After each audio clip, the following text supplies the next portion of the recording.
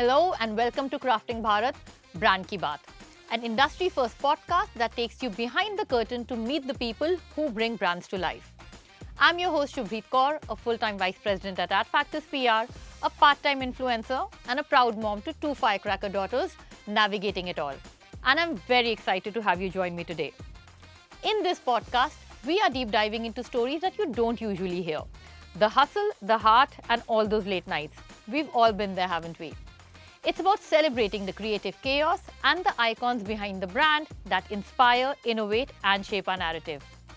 Today, we've got an exciting conversation lined up with some incredible professionals who've seen it all and done it all. They'll share their insights and stories and maybe even spill a little tea. This series is proudly brought to you by NewsReach, India's leading PR tech platform, in association with VC Circle and our production partner, HT Smartcast. A special thank you to our segment partner, Blue Tea, our gifting partner, The Forbidden Journeys, and our styling partner, White Chaos, in case you missed how good I look today. Joining me today are two phenomenal people who are experts in their industries, Udita Bansal and Kritika Lalchandani. Welcome to you both and thank you for being here. Thank you for having us. Thank you for having us. So now usually the host of course introduces the guest, but we like to do things slightly differently. So we have a section called the pitch, which as Kritika would know is the one of the pure KRAs of any PR professional. And that's what we'd like you to do. We'd like you to pitch yourselves to us. And if you don't mind, Kritika, brand first always. So we'll start with Sure. Okay, hi everyone. I am Udita, founder of trueBrowns. And I've started this journey in 2019. Prior to that, I've had corporate experience with Aditya Birla for about 7-8 years. And so 5 years, I'm building trueBrowns. Nice, that's great to hear. And by the way, we were discussing off the record, I have pretty much all of your collections, so I'm a big fan. I'm really happy to have you here. Kritika, your turn. Hi, I'm Kritika and I'm the founder for Apostrophe Communications. We are an integrated communications agency based in Delhi. We take care of everything branding, everything PR. And since you know the landscape is so dynamic right now that you have to do partially everything or more or less everything that you can. So I started Apostrophe in 2017 and we are currently headquartered in Delhi, but we also have partner offices in Bombay, Bangalore, Chennai and Hyderabad. So we pretty much have like a pan-India presence. So Kritika, what inspired you to start your agency? Because it's quite a competitive landscape as well. Yes, it is. But, I started doing PR in 2009. So I've technically been doing this for like 15, 16 years now. And I did work with a lot of agencies. I worked with always mid-size agencies. Then I also worked with luxury watch brands as their in-house Copcom manager. But I felt like something was still missing. I think you always have this itch. So that is what actually coaxed me to do this. Yeah. So it was a slow start. I started freelancing first, and much after when that picked up, which is when I gave it a proper company structure. Onwards and upwards, Yes. as they say. And Udita, same to you. Like, I really want to know how trueBrowns came about. Like, I genuinely want to know what made you go for it, where did the design inspiration come from? Because like I said, I'm a fan and I love the fall, I love the themes that you have going. So what made you start and curate trueBrowns? I mean, 2 reasons why I ended up starting trueBrowns. First is like I was in Bangalore working, moved to Gurgaon and I was looking for corporate jobs again and I didn't find any. So I think that was also a trigger and always while I was working there was always this thing कि कुछ खुद का करना है, कुछ build करना है. So एक वो itch हमेशा से थी, plus the situational factor of not having a corporate job in hand. The other thing was that and this is true, it's not a made up story. As a consumer, I felt that there was no go-to brand for fun ethnic wear. So I was embracing ethnicity more and more as I was getting older. Yeah. And but I I wanted to wear it in a different way, in a more contemporary, modern way. And for me, there was no go-to brand. And that's how actually trueBrowns was born. So, with the ideology of going back to roots, minimalism, that's how we started, and that's how, in the beginning, like even today, solids, for example, is our core, right? We stay away from a lot of embellished stuff, a lot of heavy stuff. That's how the design language started building up. So we've stayed true to our core from the beginning, and I think where the brand needs to go in terms of the design language and in terms of the woman that we are talking to, I was very clear that she's this woman who's driven from within, wants to embrace roots, but in her own language, in her own style. And that's how the product, communication, everything started building up. And yes, it's a great journey. We both are wearing trueBrowns, so you see. So on that, in fact, we're in such a fast-moving landscape right now, and the way everyone is consuming information has changed. Attention spans are much lower. So how do you find this whole challenge of keeping their attention span, keeping trueBrown in the conversation or the mindset of your target audiences alive? Is there anything, any challenges that you faced, that anything that you want to tell us was a learning maybe? No, you're right. It's very fast-paced right now, and we are a digital-first brand, and digitally consumers literally have a mind space of 3 seconds or even lesser. Yeah. You're just swiping up, swiping right, left, and all of that. So we face. We face this challenge, and I think it's a challenge which every brand, every service also keeps facing. It's a never-ending, at least in today's world, it's a never-ending problem. But the idea is to stay stay true to your core. क्योंकि XYZ ये कर रहा है तो हम भी ये करते हैं. There is where the dilution starts of what you really stand for.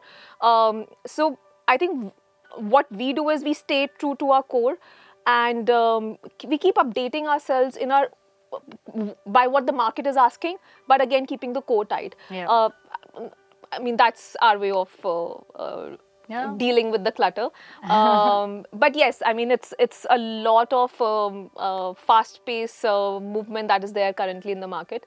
So Kritika, you would have faced this as well as an agency, right? With the requirements that your brand has, how do you meet those narrative setting or storytelling for the target consumers that they have? And as Udita mentioned, that it's digital consumption mostly today. So how are you tackling these challenges for your brand, especially in the whole digital social media space, combined with what we would call, let's say, traditional media? Right. So how is that balance being struck? So firstly, I think I miss the old days because it was way simpler. Spoken like a true PR professional. But it honestly was way simpler. There was a press release. The press release had to be carried out by certain publications. You had the founder of the brand or the spokesperson of the brand. आपको interviews set up करने होते थे. बस उस पे हम PR define कर देते थे. And that was like in a larger landscape. Then it moved to TV, and then it used to start with main lines, and it used to go to magazines, and it used to go to business magazines, and there was a hierarchical publication-wise also that you used to do. But now it's almost difficult to keep up with the pace, because it's so, if I have to put it in a very theoretical manner, it was very linear earlier, and now it is 24/7. So it's like live streaming that's happening. So you can imagine the kind of the landscape that has changed, and the things that we've had to do to cope up. So if you have to keep up with Twitter, you have to keep up with Instagram, you have to still keep up with Facebook if you have a mature audience, or like a tier 2, but it's still a very relevant platform tier 2, for tier India. 3 city audience set that you have. Then you have to look into vernaculars. You also have to look into a hyperlocal translation. So cultural sensitivities come into play. So it's a whole lot of mix. Like Instagram, for example, the algorithm changes every few months. And today I feel that the youngsters, Gen Z, they are much better in handling the current communication needs of a digital first brand. Like I go to who's recently just joined our company, and I think I'm learning Instagram from her every day, because she knows कि इस पे engagement आएगा, ये करेंगे तो you know, your view time will increase, this will get you traffic. This, I was like, okay, I mean, you know, this is all. It's also a science, right? It's a science, and plus it changes. Like you know, it's changes. So that's something that a brand and you know even all PR communication efforts is we keep moving on. Okay, this is what is going to work probably now. Yeah. Right. So, as in we keep trying new things as well. So to see whether it fits in or not. Learn, experiment and learn, experiment and learn. Lots of that. Yeah, that's no, but true. one thing that I wanted to take off from what you said, and this was also on the top of my mind. One is, of course, you know, the way the narrative is going, it was purely media now. But now, given that we've had digital penetration take place, there's also a lot of hyper-local, like you said, tier 2, tier 3 cities. So this is a question to both of you and probably be answered, you know, one from an agency side, one from the brand side. How do you tackle the sensitivities and the deep diving into the tier 2, tier 3 audiences, especially given there's this much information? Your platforms have increased, your tools and the whole toolkit has increased. So where do you again find the balance for the sensitivities, and how do you ensure that you're managing to get to those markets? See, I feel like tier 2, tier 3 cities, people are still reading vernaculars. They are consuming television. Yes, there is a lot of consumption of OTT also that is happening. There is a consumption of Spotify also that is happening. However, there is also a consumption of Gaana.com that's happening. Yeah. So, I don't know if I'm supposed to say all of these brands on this show, but hope it's not conflict of interest. But what I'm trying to say is that, I mean, all these traditional forms of media have taken a little bit of new avatar, which is how the consumption is happening. My dad, sitting back home in Jhansi, still consumes news of like a News 18 or like a you know, like an NDTV. Because that's what their pattern of consumption was. Exactly. And they used to so it. they still do that. Yes, they have moved maybe a little bit to, you know, like newspaper reading on the phone, like e-papers in comparison to like print papers. So we've seen that mix happening, but their newspaper reading is like a religious affair every morning. So you cannot get rid of it, and people will read. आज तक मेरे घर में दैनिक जागरण ही आता है. Times of India सिर्फ Sunday के दिन आता है. So I mean, it is what it is, and you cannot deny the importance of. And now what has happened is there's a lot of disposable income in these tier 2, tier 3 cities. If you, the kind of luxury, since we manage a lot of luxury brands as well, we've seen that after Delhi, Bombay, people are only wanting to sell out of cities like Ranchi, cities like Itanagar. Like I've done shows with Bulgari where we've done Delhi, Bombay, and then the only third city that we captured was Ranchi. Wow. We've done something with another luxury brand, a bag brand, and then we did Delhi, Bombay, and then Itanagar. And you won't believe the second highest sales came out of Itanagar. So it's a whole lot of gold soup country with a lot of nuances. So cultural sensitivities, language, everything needs to be kept in mind in a big way when you're planning these, at least like pan-India campaigns. I think this is why I also very proudly say that there is no other market like India. It might be the most diverse and complex one to sort of tap into, but offers the max opportunity there possibly absolutely. is. True. So this is the experience same for you, because you are more digital dependent for your audience acquisition, of course. So again, do you see a difference in how it pertains to tier 1 cities versus tier 2, tier 3 ones? It definitely, there's a difference. So tier 2, like as we go regional, we try and get closer to the consumer, let's say via language. Right. One of the stores that we were opening in Ahmedabad, you remember we did a press release in some very local newspaper to reach to the audience. So even like digitally creative, like the creatives that we make for digital reach will be in regional language and very nuancedly placed so that it reaches through the right channel also for that particular city. Another medium that we use to reach to tier 2, tier 3 is through influencers. Those regional influencers in their like in the same language, in the kind of music that is popular with that particular city or state, picking up influencers, you know, working with influencers who are really popular in that particular area. So those are the efforts that we make to get closer to the consumer in those cities, and it does make a huge difference. It does. I mean, the kind of capture I feel tier 2, let's say, influencers have over their audience, right? So your reach is more targeted, your conversion is better. So we have seen like a 5x better conversion than a regular generic influencer, let's say like a national cat A influencer versus a regional influencer. There's a huge difference in the kind of reach and conversion they end up doing. I think it's largely because of relevance. The audience has to relate. See, relevance, and you know, these again, when we talk about India, hamari language, hamara music, this, you know, it cannot be standardized. It cannot be standardized. और वो touch करता है, वो consumer को touch करता है, and that is what, like, if for Onam, for example, we did something in Malayalam for the Kerala audience, right? So those are the different ways to reach to audience, and it's a continuous effort. एक बार करने से तो किसी को result नहीं मिलता है. I think this is something that one has to keep doing. I think consistency is very important. Very important for any brand, any effort. I feel that it's very important that you keep doing those things. So at this stage, and we'll take a quick chai break. And that will bring us to the next section, which is brought to us by Blue Tea. So you can also try it out. So what is this? This has been wanting to taste it since we started. So what is this about? So very interesting, blue tea. Yeah, and it's actually blue in color. I don't know if it's getting captured in the camera or not. It is. And you will like the taste. I do think you will like it. It's very refreshing.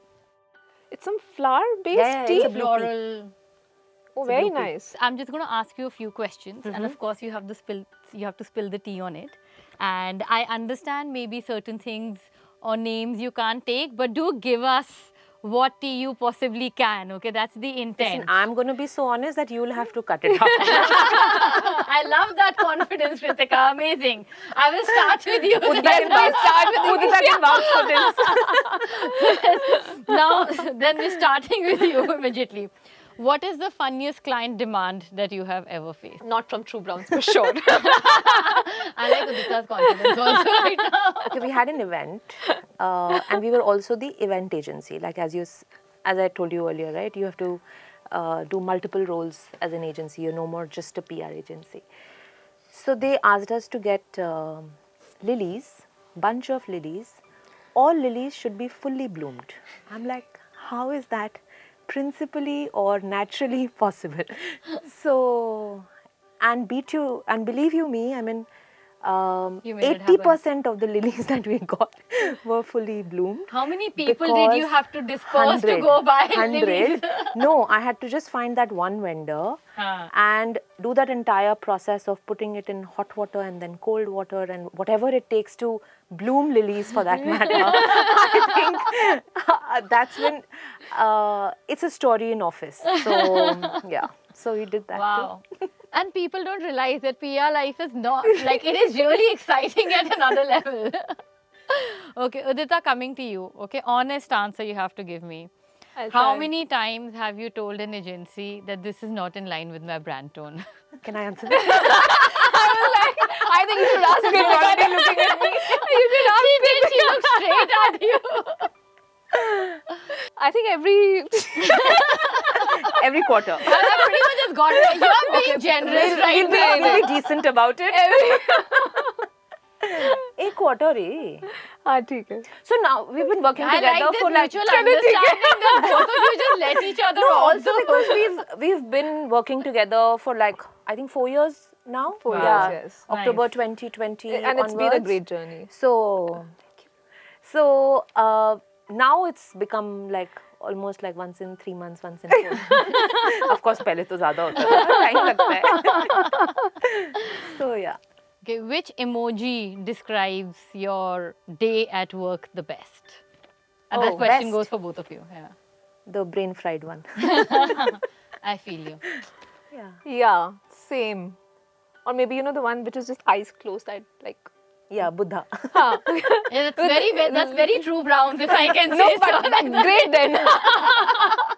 It's happening, like it's but it's minimal still and it's like zen. but it's happening. For me, that is a very inspirational emoji. Like, I want to get there. That's the aspiration you want to Yeah. reach over there. Okay. What's the most creative excuse you've given for missing a deadline? Yes, Kritika. Recently? Udita's very interested right now.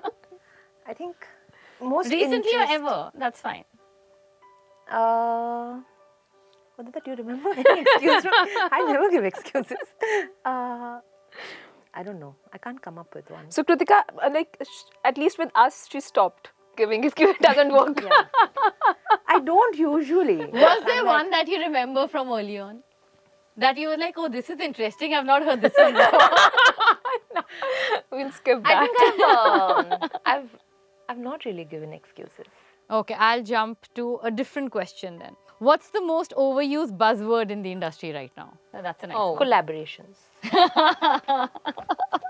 Yeah. synergy, Bandwidth. narrative. We just used it this morning. We all Everyone's said trying to find a narrative. I like the way that we can joke about our own jokes Yeah. on a podcast very Yes. openly. I like that. That just shows you're very sporty people. Yes, absolutely. Very daring. But then that is what gets me to the funnest part of the podcast, which is the rapid fire. So quick few questions and you have to answer the first thing that comes to mind. So I will start With with you, Kritika. Udita. Come on. Okay, I fine. started everything Done, with done, one. all right. This one you Okay, have to do. done. First word that comes to your mind when I say branding. Communication, Biggest headache while running a clothes brand. inventory, First word that comes to your mind when I say customer complaints. very important. And the weirdest customer complaint till now. I mean, weirdest. I mean, I have a list of weirdest customer I'll increase the complaints. rapid fire time for you. It's fine. We like to hear the tea. But yes, someone like it's a story because it went into a long thing of to and fro with the brand, and so like this particular customer wanted to return everything and then put go outrageously across social media commenting about trueBrowns, and she did, and her husband also did. And after like a week's time, they were, they had vouchers with them. They were using all their vouchers again to buy trueBrowns. I was like, after like a week of talking about that the brand is not good, you're going about buying again. Yeah. So, I mean, very weird, right? Like, so clearly when you were ranting, it wasn't, Honest. it wasn't honest. I'm Because- surprised she chose the Buddha emoji for as her. But yeah, I mean, Were you in that Buddha mode? at that point of time, what was the emoji then? Buddha. Okay, Kritika, coming to you. Work under pressure, thrive or survive? Right. Meetings, virtual or in person? In person. Pitching or servicing? Pitching. I think that's the rush of the job, right? Really? Favorite part Pitching? of that? I'm sorry, but pitching? Yeah. Wow. Really? Yeah. I mean, see, every hands new down. acquisition is a thrill. Is a Is a thrill. thrill. Yeah. So you But I mean, see, It's sustenance is stressful, also but it's also mentally very sustenance is stimulating, also right? important. it's very Yeah. stressful Yeah. also. But right? Like, sustenance is also very important, I'd say. However, see, the team also needs that sort of motivation when you have The- newer brands coming in, interesting brands coming in as projects. And when you win, then that's Yeah, and and when when the you know whole that team, like everyone is is a on it celebration, and right? then, It's a celebration. So everyone's feeling very proud and motivated. Interesting. So That's I new feel to you completely. Favorite part of the pitch process? when the client says Yes. exactly what I want, bingo. Okay, this I think you already know, but biggest risk you've ever taken in your career? I think starting on my own. yeah. Awesome. Thank you so much, both of you. Thank It you has so been- much. Thank you. This Thank was you. absolute fun. Yeah, Had great wonderful fun. talking to Had both great of you, fun. and like nice dynamic conversation and some interesting stories and great chemistry between you two as well. Yes. Great. Thanks a lot. Thank you. Thank you for having us. And that's a wrap on the rapid fire round and this episode. Short, sweet, and full of surprises. Thank you to our guests for playing along and sharing all those fun moments. A big shout out to everyone for tuning in. This series is proudly brought to you by NewsReach, India's leading PR tech platform, in association with VC Circle and our production partner HT Smartcast. A special thank you to our segment partner Blue Tea, our gifting partner The Forbidden Journeys, and our styling partner, White Chaos. Until next time, stay tuned and keep watching.